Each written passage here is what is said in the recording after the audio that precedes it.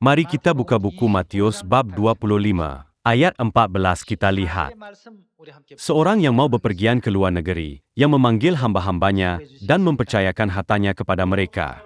Yang seorang diberikannya 5 talenta, yang seorang lagi 2 dan yang seorang lain lagi 1, masing-masing menurut kesanggupannya. Lalu ia berangkat. Segera pergilah hamba yang menerima 5 talenta itu. Ia menjalankan uang itu lalu beroleh laba 5 talenta. Hamba yang menerima 2 talenta itu pun berbuat demikian juga, dan berlaba 2 talenta.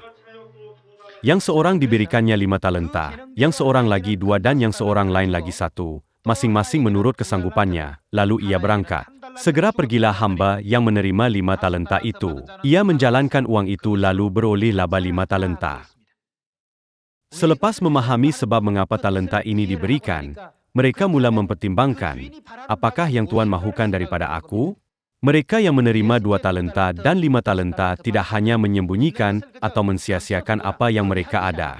Mereka mula-mula memikirkan talenta yang Tuhan berikan dan kehendaknya dalam membolehkan mereka memahami firman Tuhan. Akhirnya, mereka masing-masing mendapat 2 talenta lagi dan 5 talenta lagi. Ini ialah pemikiran yang penting dalam keseluruhan perjalanan kita, semasa kita menjalani kehidupan iman dan kehidupan Injil. Jadi, Rasul Paulus berkata, usahakanlah supaya kamu mengerti kehendak Tuhan. Ujilah apa yang berkenan kepada Tuhan. Mengapa Tuhan memanggil aku kepada kebenaran begitu awal? Mengapa Dia membenarkan aku mendengar Injil lebih cepat daripada yang lain? Kita harus memahami hal-hal ini.